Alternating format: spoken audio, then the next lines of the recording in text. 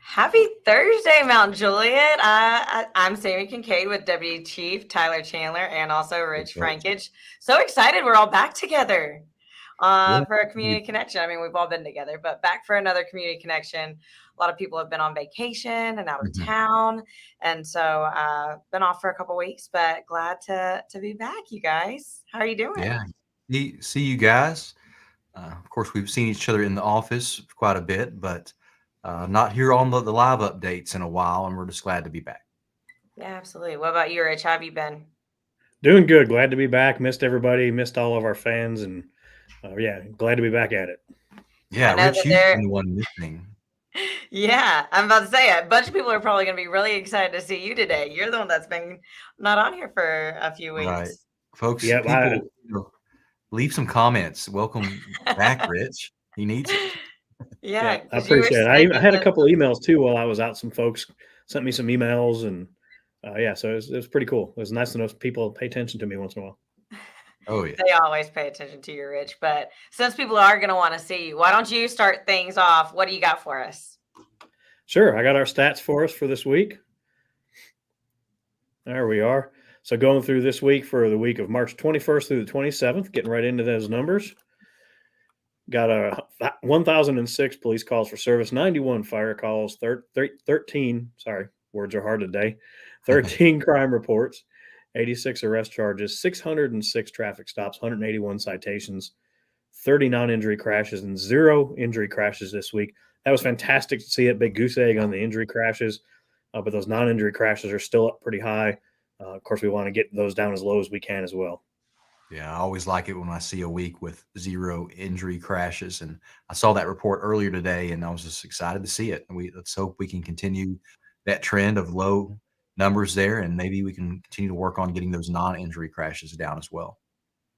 Yeah, absolutely.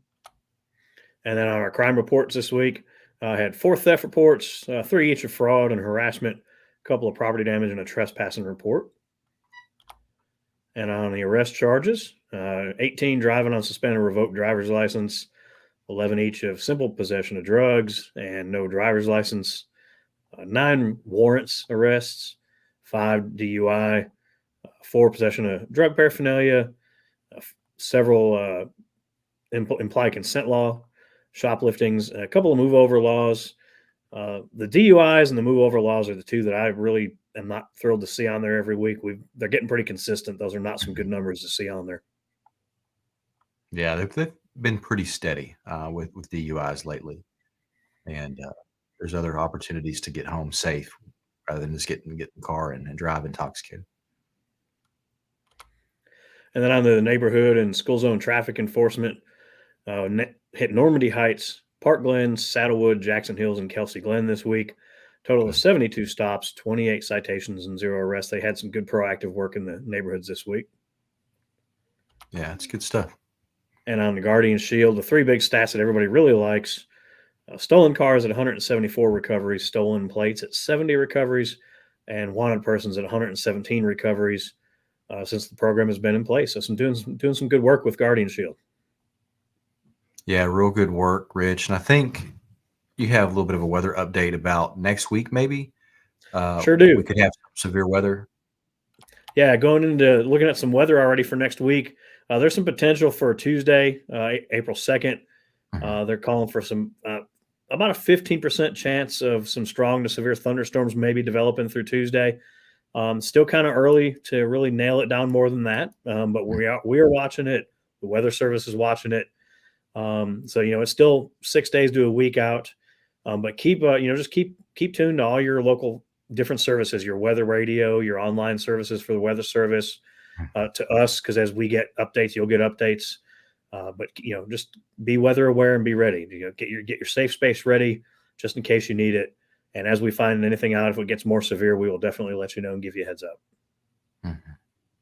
Yeah, good information. And of course, they say the weather forecast could always change. We hope it changes for the better where we don't see severe weather. But they are doing an outlook for it, and it just means we need to monitor it and just be aware and continue to check the forecast as it gets closer. Now with severe weather season, during the springtime, it's always important to review your severe weather plans with your family. You want to know where you would go in your home if there was a severe weather warning, such as a severe thunderstorm or a tornado warning. And if something happened to the home, where would you meet with your family if you had to evacuate the house for some other reason? Maybe it was severely damaged in a storm and now you have to get out.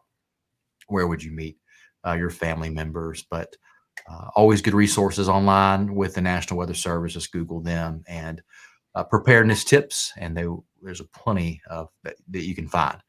You can go over with your family to stay safe during these severe weather months.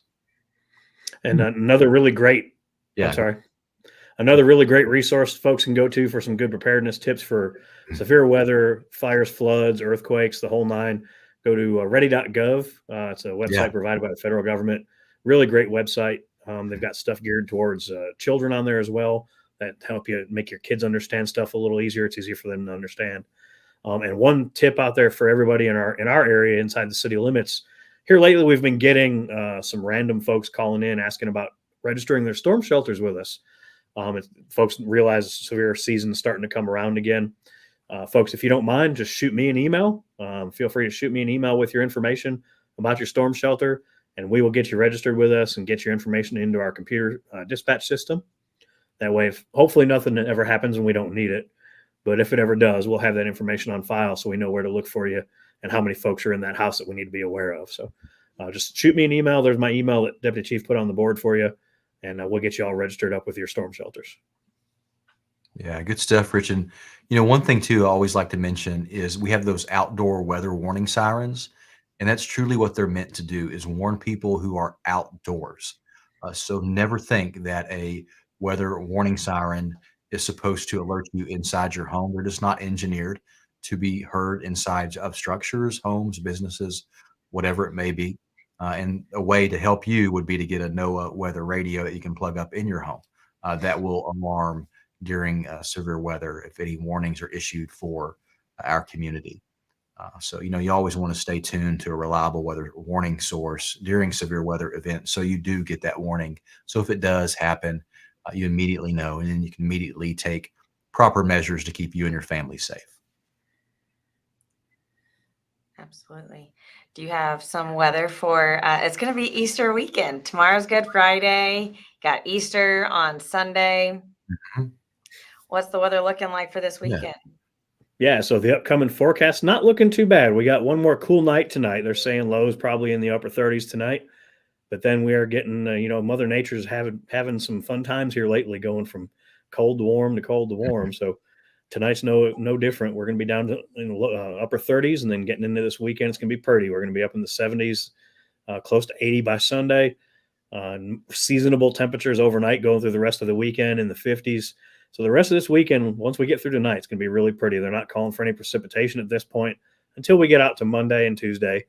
But we'll keep an eye on that and see what that shapes up to, like we already spoke about. But for this weekend, for Easter weekend, for the Easter Bunny, so far looks like the Easter Bunny is going to be dry.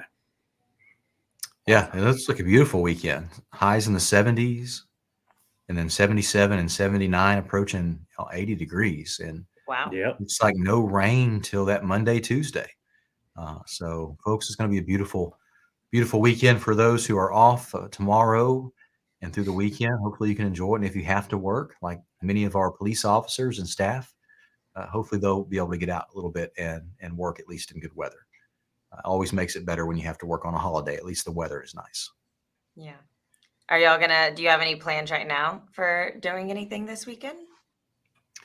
Well, for me I'll do church services Saturday evening, and dinner with family and friends, and then Easter Sunday doing a family lunch. What about you? I do a family lunch on Sunday as well, but I think I'm gonna go to the zoo tomorrow. So All right, that makes me happy Lila's to see getting to go to the some. zoo. Yeah, makes me happy to see those warm temps. Yeah, she will love that. Yeah. What about you, Rich? Well, I think we're going to wing it this year. My brother and his family might be going out of town for the holiday this year, so I think it's going to be me and Dad might be heading over to either Cracker Barrel or up to Bob Evans for Easter dinner this year. So good. Can't go wrong with Cracker Barrel. Yeah, no wrong there. Maybe get Midgie a peep. Does she eat peeps? Oh, she'll eat just about anything. About anything. I think one of our canines may be a little festive Yes. in a picture this weekend. So I think Sammy will be working on that as soon as we finish this live update. But My favorite thing to work on. yeah, right. The furry partners that we have here around the office always makes it fun. Yes. We're glad to have them, and we are grateful for their patience for sure. I'll just take this off the screen, and we're here for any questions that you have, folks. Just please type those in the comments. Chris here just giving us a comment about the outdoor weather warning sirens and thanking us for recommending the NOAA all hazards weather radios that are out there and how they're just designed for outdoors. And then Jordan Thompson here, will Public Works be spraying retention ponds for mosquitoes? That's a good question. And Sammy, we may have to follow up with that one, but Yeah. I'm not aware of Public Works activities with spraying of mosquitoes, but it's something maybe we can bring back to a another live update next week about it. He's talking about Walton's Grove there. So Jordan, we'll try to get that answer to you. If you can email Rich your information, we will get that information to you. I'll pop Rich's email up, and then Sammy can do some research just to find out about the spraying for you. And to shoot Rich an email, we'll get you a response as soon as we can. I just sent over the question as well. Awesome. Good. Well, maybe we'll have it in time. We'll see. I don't see a lot of questions coming in, so this may not be a long update, but just thank you all for joining us and allowing us to come to you live today. Just to provide some information about the week. Thankfully it's typically calm around our community, and we're grateful for that safety that we have here. Absolutely. Jordan is thanking you, Rich, for helping register a storm shelter. So you may already have his info. Glad to help. I have bad news for Jordan. I What we already got? got the answer. Bad news, Jordan. I gotta know, but hopefully it's because we don't have a lot of mosquitoes on those ponds. So Yeah, I know Jordan, they're working hard. I know they're working hard on a lot of other projects. Mm-hmm. I don't think the city's ever been spraying for mosquitoes. Yeah. I know some HOAs put the mosquito tablets in their local retention ponds that they have. So that may be something you check with your Waltons Grove HOA to see if they treat those ponds. The maintenance companies that maintain all your HOA type properties, they probably do that. But again, I don't want to speak for them, but that's something to check on.